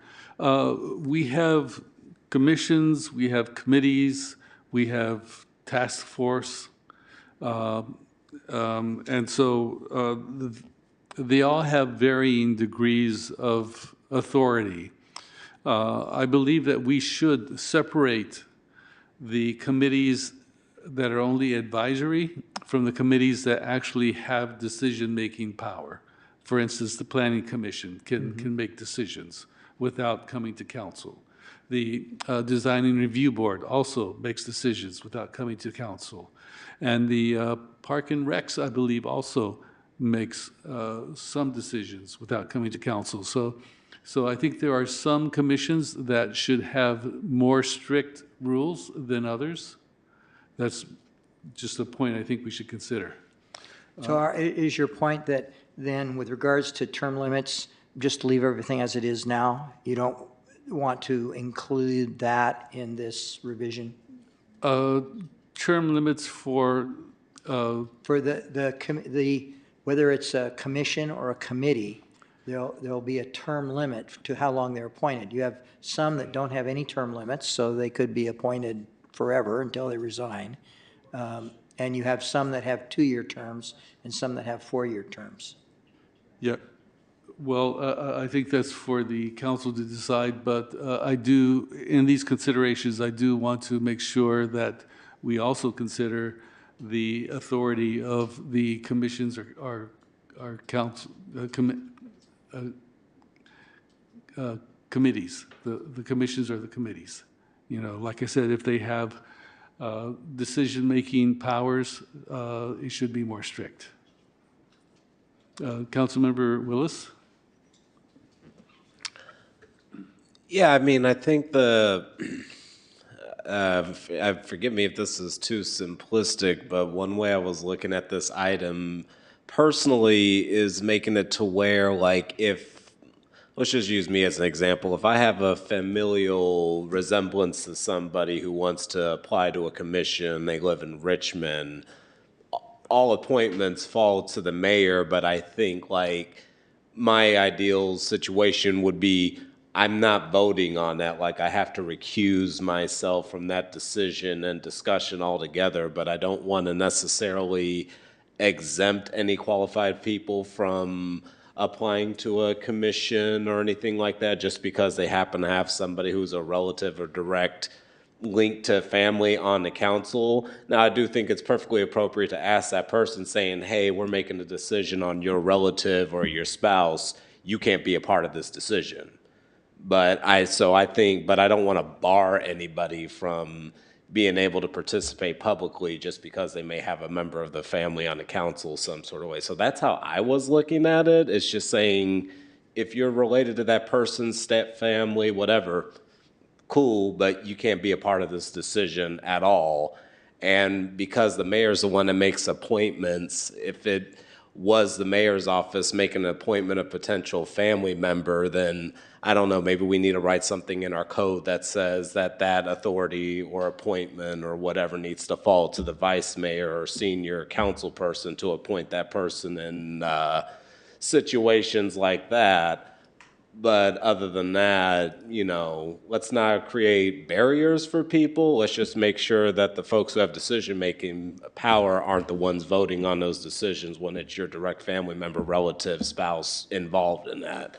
Are you potentially then saying that since it's the mayor that makes the appointment, that's the only person that needs to be restricted? No, I mean, I think the argument on the other side of that is that maybe there would be an appointment of another relative on the council to get a vote on something, a trade-off? What I'm saying, what I'm saying is that, let's just say as it stands now, I'm not the mayor, but if I wanted my brother to be appointed to the planning commission, I just said, hey, go fill out an application, go talk to the mayor. And let's say the mayor decided, hey, Melvin, your brother gets to actually be on this. If it's on consent calendar or discussion, the rest of the council can vote on that. I can't. But if the mayor has like a brother or spouse who wants to apply for a commission, that's the part where it kind of gets confusing for me too, because if the mayor's the only one making appointments and they have to go through him, maybe that's something that needs to fall to the vice mayor in order to interview that person or what have you, and be able to have the authority to make it an appointment recommendation if it's the chair's family member. But the chair shouldn't participate in that vote. All the vice mayor is doing is taking the paperwork and putting the name forward and interviewing the person if it's a familial relation to the chair in charge. That's just a spitball idea, but I think the ultimate goal is saying if it is your family member or anybody of relation, you just can't vote on that person's appointment. So my only confusion would be how to get around if it's somebody the mayor that wants to appoint and it's a familial relation. Because I'm also thinking about, we have the Reimagined Public Safety Task Force, and unless we updated that recently, I know I was sick for a meeting, but for Reimagined Public Safety Task Force, we as council members, we can make 2 appointments each to that task force. The mayor gets 3. But maybe I shouldn't be making appointments to the task force if it's like my brother or sister, or I shouldn't be voting on those kinds of appointments. But then again, that's what the mayor was saying, is more of an advisory body and not necessarily a commission. So that's just throwing out like scenarios. But if I'm just going to make a pure goal, as simply put, if it is your family person or a relative in any way, you can't vote on their appointment. You need to recuse yourself from the decision. Well, since this is so clear, I should throw out a couple more points that we were trying to get in the discussion. One was whether it's okay to serve on more than one commission. Right now, do you want to limit people to one so that there are more spots to go around, or is it okay to have multiple appointments? I believe that the city clerk worked on that, and what it came out from that work is that from that work to now, people can only serve in one commission or task force, and this is how it's working. So I don't think like that is a question of changing it. I think like we approved that already, and it's been done like that. So, and I don't, I am not for changing it, because I believe that what we want is to encourage more participation. And if one person is filling 3 or 4 commission, it's just like taking the space for other people. So it's already there. So I don't think like that question is valid right now, because we had already done that change. It seems some of the questions you're asking really have nothing to do with nepotism. It has to do. In looking at the nepotism issue, Floy noted these other issues and put them in the memo. And so there isn't, you may have talked about restricting to one, and you may be following that practice, but you don't have anything in the code that says that. Another issue was the comment was... So I think, before you move on, if I may, Mr. Mayor. Yes. So I think, going on what Vice Mayor just said, I think to codify it, we put it on here so that we know it's only one. Because I don't think that it's written. I think it's a new policy that we're moving forward with, but to codify it, might as well put it in. Well, that, I gathered that from... And then, in regards to what Councilmember Willis was saying, the charter only gives the powers to the mayor to appoint. so I don't think we can amend the charter to say the vice mayor will have to do it. So I think we're going to have a more difficult time with that. And then the other where you recuse, that's already something that we're doing. So you would then be saying no. But But familial recusals, because like if like the familial recusals, if you're if a person on the consent calendar is like, okay, your son, is that already happening? Because I don't necessarily seen that as a practice that's I don't been know that we've implemented. appointed somebody recently, but maybe in the past, maybe some people have done it. But also this policy is looking at not just what we do as a council, but is also looking at staff. So this is council and directors level and above. So they can't hire their sons, daughters, somebody else's kids. So this is looking not just at us, it's looking at all of the city of Richmond as a whole to make sure that we prevent nepotism going forward. Does the council want that included? The application to staff? The subject is city hiring and employment. Yeah. Yep. Yeah, and I think like this But is,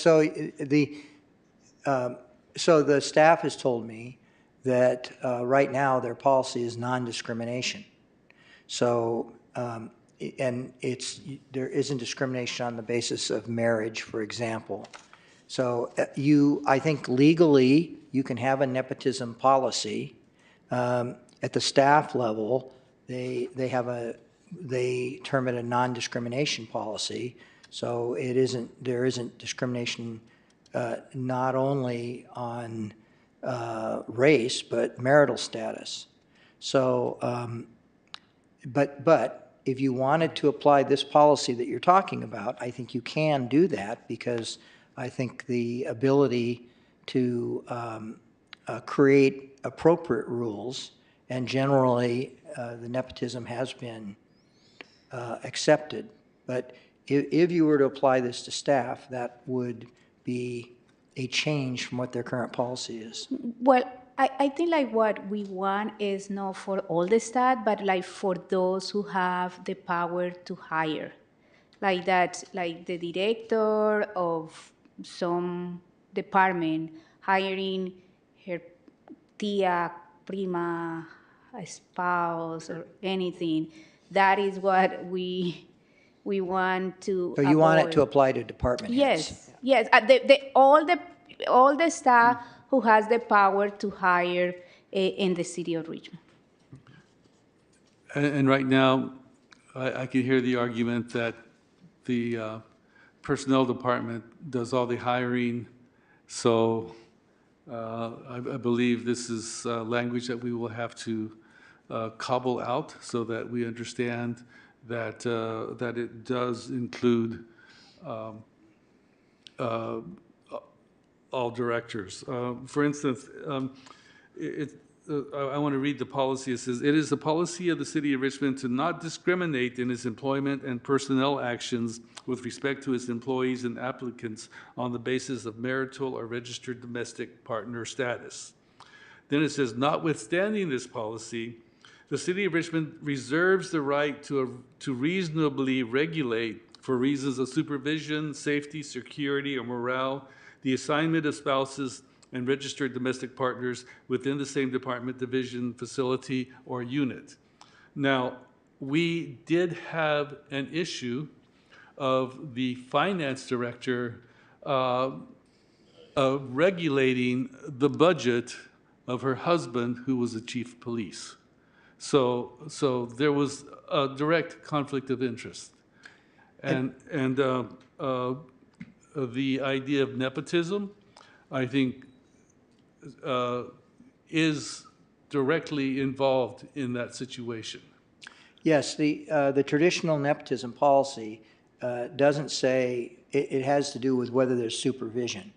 So it doesn't mean you couldn't hire somebody in the library who's related to somebody in the police department, because there isn't a supervisory relationship between the two. Right. So the word reasonably regulate is such a subjective Sounds like it was written by a lawyer, right? I've been watching you. So I hope I'm a fast learner. If I make any missteps, it's not your fault.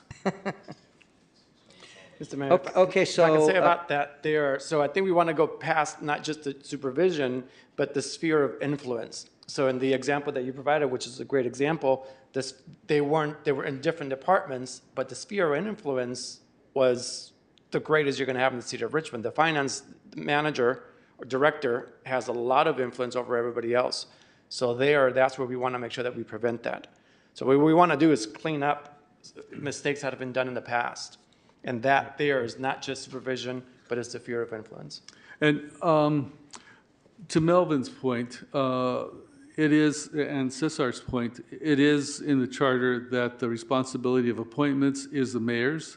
And anyone who takes mayorship should understand that by taking mayorship and not wanting to influence nepotism, the mayor should recognize the fact that he should not appoint any of his family members.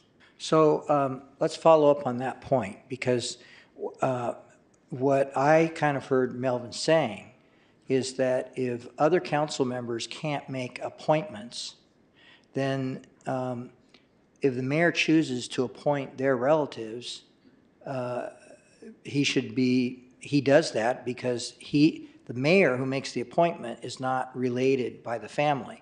The consequence of that would be that the mayor who is making that appointment would not be able to appoint any of their family members, which is just what you said. Right.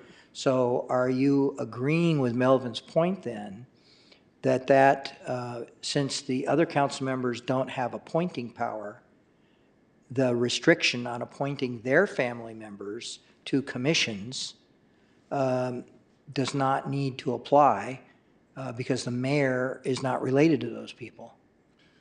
That's the point that Melvin was making. Yeah, and I would agree with that. Mr. Mayor? Yes. I mean, but the whole thing about that there, so in the perfect world scenario, we have no corruption. But we are not there. And this is the only opportunity we're going to be able to have to make sure that in the future, we prevent as much of that that's happening. And a good intended mayor can say, I will not appoint my own family, right? And I think that you might do that. And previous mayors might have not, and future mayors might not. And if we don't put this now, well, there's nothing stopping a council member from saying, hey, Mr. Future Mayor, you know that vote you need? Well, let me introduce you to my sibling. Appoint them to this prominent commission, and you get my vote. So there could be some deal making that is going to go against the people of Richmond. This is here to protect the people of Richmond for the future, because we don't know what future council members and mayors are going to do. We can see what previous council members and mayors and staff have done. And we want to be able to learn from that, because right now we potentially have the right council to prevent that going forward. So thinking about that there, what we might do, if we can hold ourselves accountable, is one thing, but we know in the past, people have had challenges holding themselves accountable. And that's what we wanted to look at. I agree with Council Member Cesar Cepeda. I think like if we are going to make the mayor to do that, I think like we all should do that. I would love my husband to be in one of the commissions, but like he is qualified to be in some of the commissions, but I think like we need to set the example, and it's not just with the mayor, but all of us. So this is why I supported this, and I understand that there are some family members that are more kind of like outside the closeness that might be might be kind of like excluded, or not excluded, and sorry, might be this policy preventing them for participating. But I think we need to make sure that we are setting us in a way that everybody is measured by the same and that if we are saying that the appointee, which is the mayor, has to do that, that we as city council also had to do that. So it's not just only about me recusing myself, but it's more about me just really not having family members in these positions that in some ways, and especially in these positions that, as the mayor said, has decision-making power, because it's like, I have decision-making power, and I am putting my family members to have decision power. So it's just kind of like adding to already the power that the resident had given to me, kind of like saying it's not enough, and I need to put other people to have the decision power as well. I have a question, but I'm going to hand it over to Councilmember Willis. Yeah, definitely see the points that are being made, and I'm not necessarily against the general sentiment, but I guess if I'm to see this play out in my head, it's basically asking on the application for appointment saying, hey, are you related to anybody in any way on anybody on the city council? If the answer is yes, then you do not qualify to sit on this commission because your relative is currently serving in a decision-making body. Is that just like a simplistic way of putting it? I don't necessarily agree with that 100%, but I'm okay with moving forward in that vein and in that vein in general. I do think it's perfectly reasonable to ask somebody to recuse himself if it is a familiar representative, but I can't get past the barrier of the charter that would also prevent the mayor from having a fair shake when it came to appointments in general too. So that in mind, just for the sake of fairness, I'm okay with that general sentiment, but I also feel like we'll be barring away good candidates potentially with that, because we did have a very, very, very, very bad time in a previous administration with that kind of thing. I also want to avoid making sure that we're not blaming potential future generations for abusing, for that kind of abuse, that we're just kind of giving people a fair shake just to do the general sense of public service. So I'll go along with that line of thinking, but I do still have problems with that in general. So I'll leave it at there. Yeah, I'd like to say that I am on both sides of the fence of this issue, because I see the plus and the minuses of both positions. Being the one who appoints people, I know how difficult it is to find qualified people who are willing to do the work. So any restrictions on finding those people makes that job tougher. But there's also the issue of recommendations. I've received recommendations with various council members recommending someone for a commission. So if someone comes to me with a application, and let's say Cesar has recommended them, does that association turn it to nepotism or no? There's all these different nuances that we need to consider in our evaluation of the meaning of nepotism. That's a good point. The ordinance that we contemplate would not bar people from making recommendations or having conversations. That's the level of regulation can only go to some point, because it is, as Councilmember Cepeda was just saying,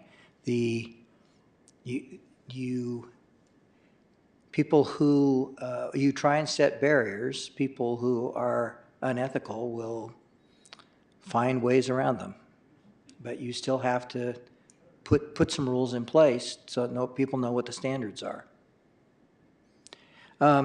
Another issue, so one of the people that was commenting, it was one of the things in our memo, which is besides family relationships, do you want to bar business associates, partners? Do you want to bar the appointment of people that have that relationship to council members? The most ordinances don't go there, but we had that as one of your options, and one of your speakers commented on that.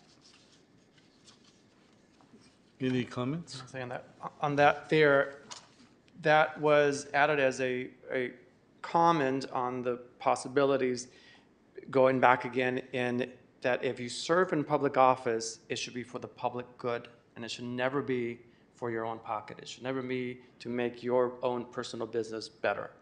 And if somebody runs and gets elected, we want to make sure that they're not then giving business over to their business partner, saying, well, let me get elected, and once I'm in, you're going to get all the contracts. Or you're going to be able to, I'm going to appoint you to another prominent position where you'll be able to get more contracts or get more business out of our own personal business.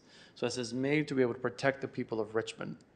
So how far do we want to go? I will leave that to my colleagues, but that was the intent of that comment on there, is to make sure that, again, that we're protecting the city of Richmond, our residents, and that when people choose to run for public service, it's truly in that service mindset, and it's not how much can I make. So thank you. And to piggyback on that idea, on our Form 700s, there's gifts and there's also influence.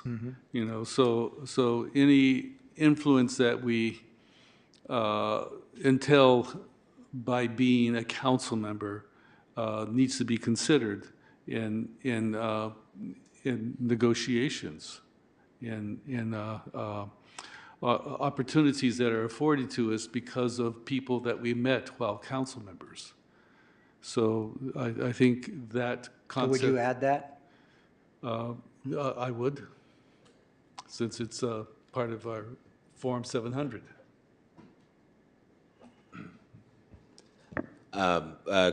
Quick final comment and then a clarifying question, what you said. Whatever we do today, though, I know this is something that's going to come back, but I do want to acknowledge what was said last week, is that we already do have a couple of council members that have partners and spouses that were kind of already serving before this. Who knows if they want to renew their term again? I don't know how we. So that's my next point, actually. The next. Oh, okay, cool. But also, but were you saying like you want to add that exemption on like business relationships in this ordinance, or saying it's not? It's a moot point, basically. No, I was saying that relationships that we develop as council members, which we would not have developed had we been ordinary citizens, need to be considered as being part of the nepotism rule. So, you know, as a lawyer having to write this, I have to write something that everybody will read the same way.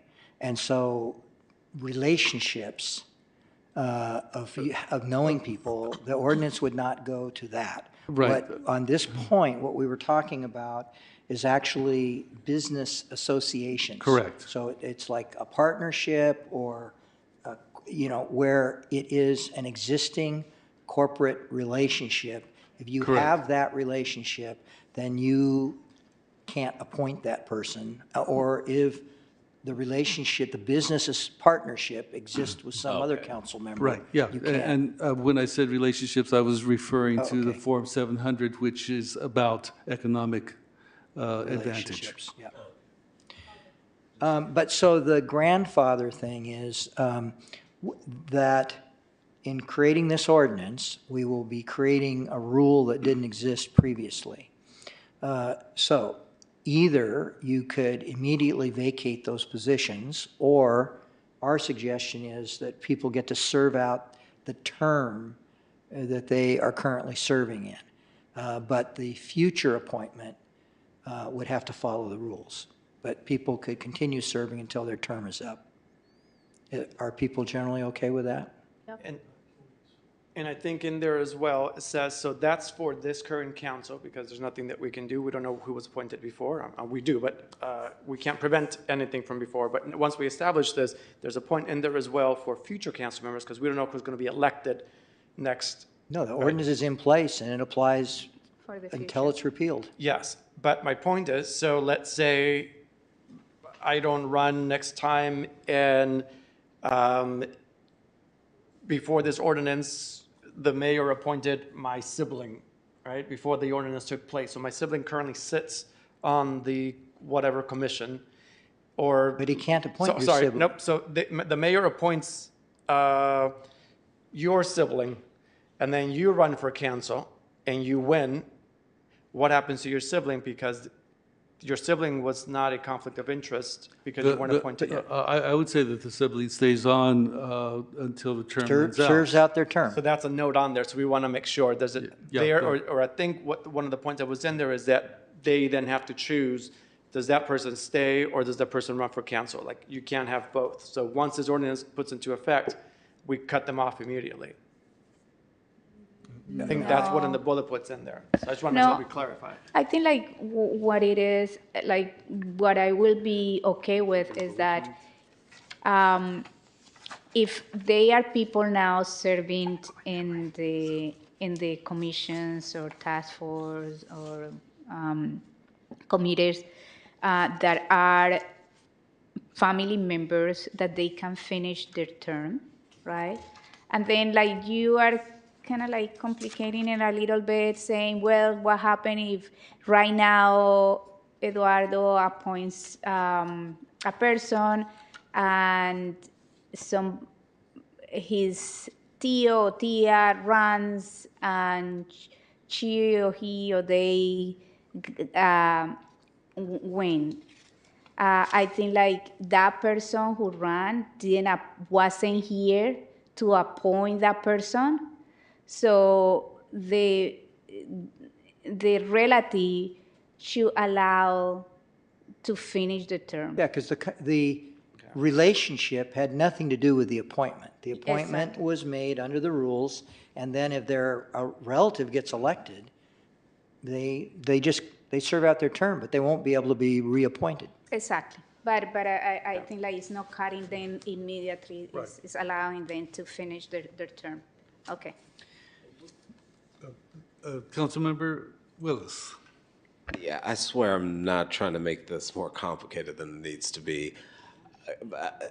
I kind of want to ask, because I'm thinking about, like, what if the individual on the commission who was already there pre this ordinance does want to renew another term?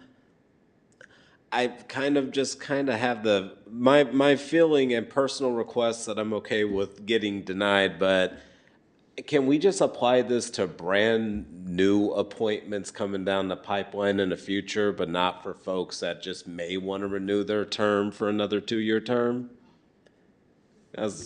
I think like you will be violating the Well, no, the rule's going to be whatever you make it, but I get Yeah, the we're not point. violating anything. We're trying to make up a rule that hopefully we'll never violate. We're trying, this is the drafting, the cake mixing process before we put it in the oven. For me is that if they are there, they can finish their term, and then we will need to, like, other people will need to fill this role, because if we are putting a rule to follow, but then we have all these little loopholes, I don't know if it's consistent.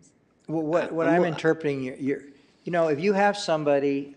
Who's already been there for, like, let's just say they've been there for 4 years And that's already. fine, and they're committed and so forth, but if in fact their relative wants to run for office, then they know that these are the rules. So that's that person's continuation in that role is a question mark.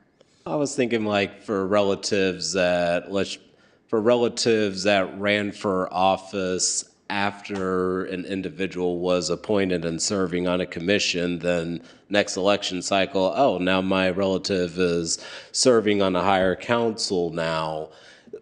So now it's the situation that like this rule wasn't in place when my spouse or person first ran, but now my term, end of the term is going to come up. I did want to renew to still serve on that commission, but now I got this new rule and my person who's serving on the council, we're basically telling all those commissioners right now that if we pass this law, get comfortable, this is your last term, don't apply again until your person gets off of the council, essentially.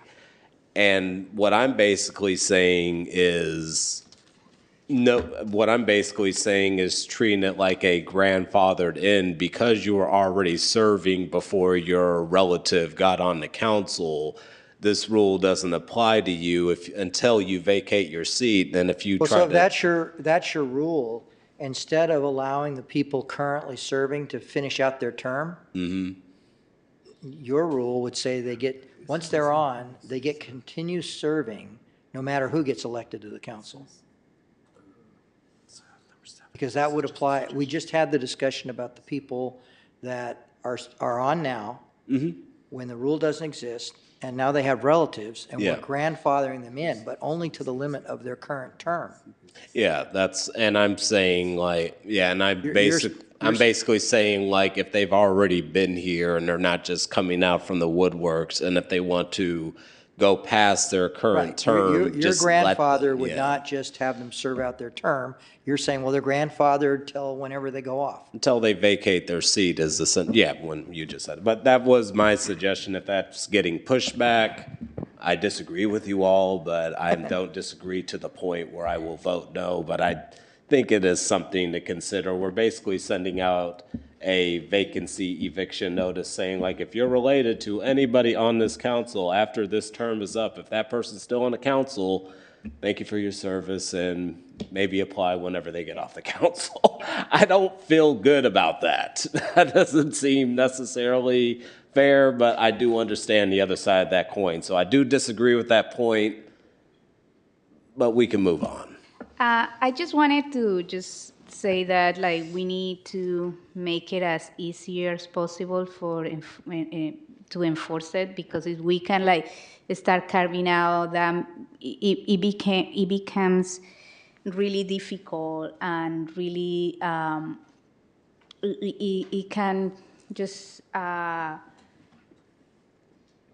sorry but it becomes really difficult for people to really understand where the rules are, are the limits. So I am more for just kind of like more a straightforward regulation where we are not kicking anybody right now. We are allowing them to finish, but then the rule comes and we will need other people to apply that don't have these relationships with the current city council.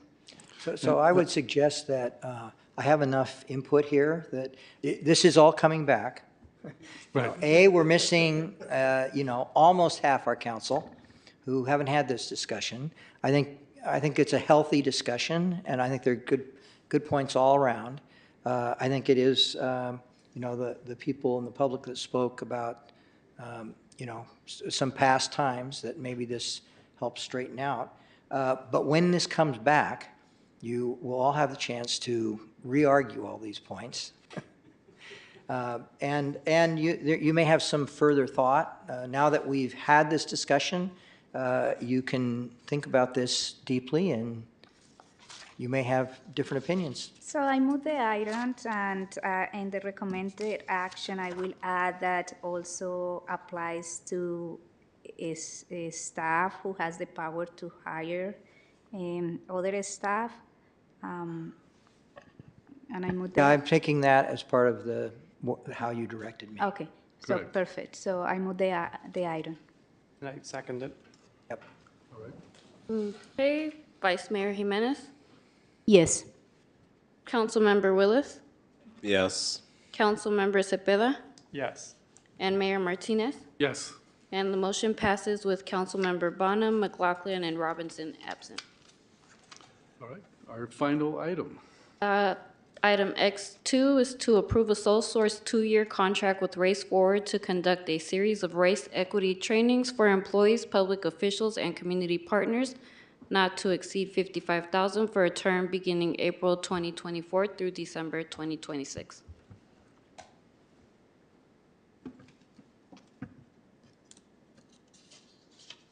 Good evening.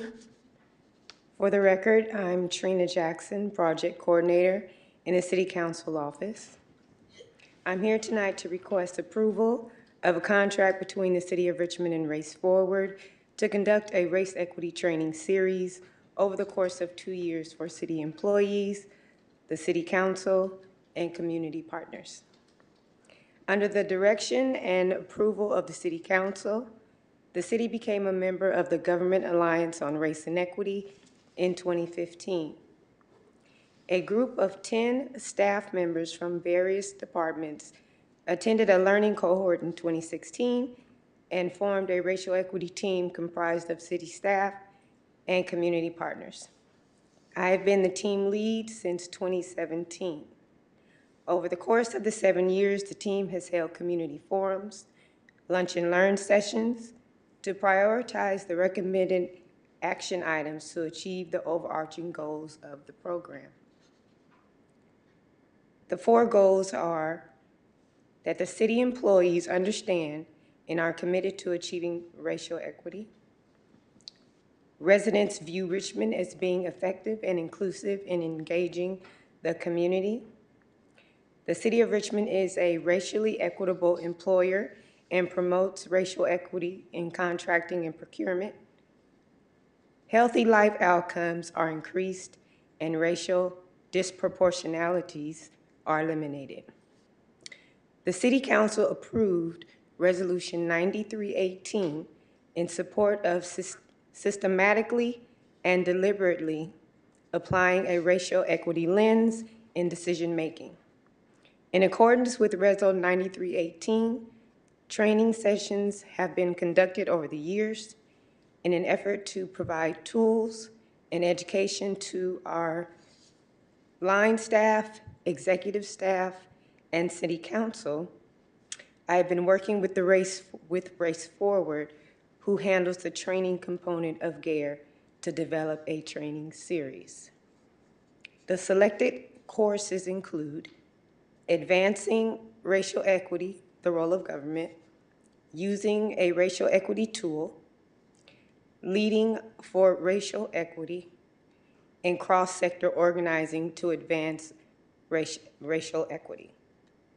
If there are any questions, Ms. Smith with Race Forward is here virtually, and our Human Resources Director is also available to assist me with answering your questions.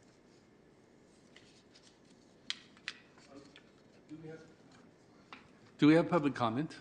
We do not. No public comment, so it comes back to the We council. do have one hand raised. Oh, okay, fantastic.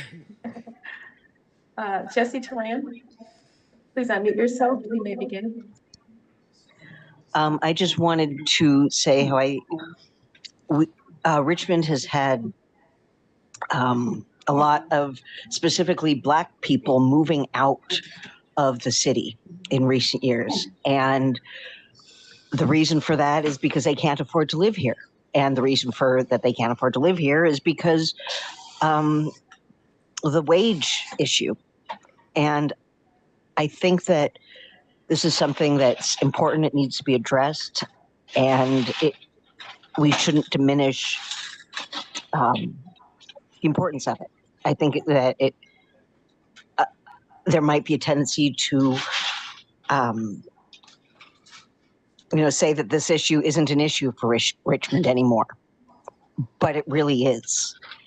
And I just wanted to point that out and put my support behind this. Okay, thank you. Thank you. And we have one last caller, Deborah Small. Please unmute yourself and you may begin. Good evening. Can you hear me? Yes. Yes, this is Deborah Small, Richmond resident. and member of the Richmond Reimagining Public Safety Community Task Force. And I just want to make two comments. One is that the data still shows us that African-American residents of Richmond are still overrepresented among the unemployed, among the people experiencing being unsheltered, among the calls for mental health crises, and among the people suffering from untreated addiction. And so that says to me that there's a lot still left to be done to achieve racial equity in Richmond. And I want to speak very highly of Race Forward. I've been involved with the organization almost since its inception, and they've done amazing work throughout California and the country in promoting racial equity and justice. So I want to applaud the City Council for this and hope that you vote to approve it. Thank you. Thank you. And that was our last speaker. Yes, Councilmember Willis. I was just going to make a motion to approve the item. All right. Do I have a second? I second. And I have one question. How will this interface with GARE? I'm sorry. How will this interface with GARE? Am I pronouncing We that have correctly? been a member since 2016, and GARE started, I believe, in 2015. We were a part of the first cohort of 14 jurisdictions. Right, but how will Race Forward interface? Race Forward is the training leg of GARE. Oh, okay. Yeah. All right then. Well, then we have a motion by Willis, a second by Vice Mayor. So if we don't, if we have no other comments, I think we should vote. Okay, Vice Mayor Jimenez? Yes. Oh, thank you. Councilmember Willis? Yes. Councilmember Cepeda? Yes. And Mayor Martinez? A resounding yes. And the motion passes with Councilmember Bana, McLaughlin, and Robinson absent. All right, thank you. Thank Wow. you. So this brings us to the favorite part of people who are tired, adjournment. We are now adjourned.